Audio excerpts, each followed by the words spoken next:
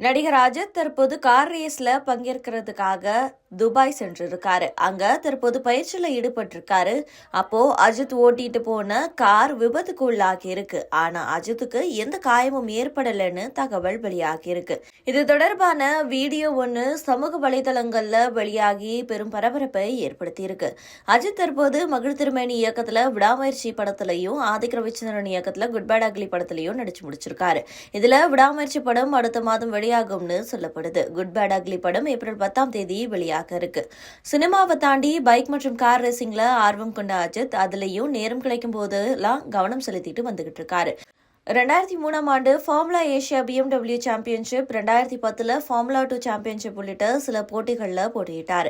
இதைத் தொடர்ந்து எந்த கார் ரேஸ்லையும் பங்கேற்காம இருந்த அஜித் நீண்ட இடைவெளிக்கு பிறகு விரைவில் நடக்க இருக்கக்கூடிய ஐரோப்பியன் ரேசிங்ல பங்கேற்க இருக்கிறதா அவருடைய மேலாளர் சுரேஷ் சந்திரா தெரிவிச்சிருந்தார்.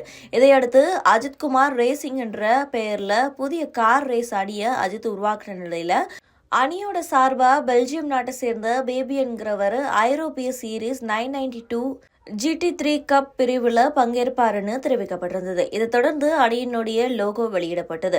மேலும் அணியுடைய உரிமையாளர் மற்றும் முதன்மை ஓட்டுநராக அஜித் செயல்படுவாருன்னு அவரோட மேலும் 3 கார் ரேசர்கள் அணியில இடம்பெறுவாங்கன்னு தெரிவிக்கப்பட்டிருந்தது.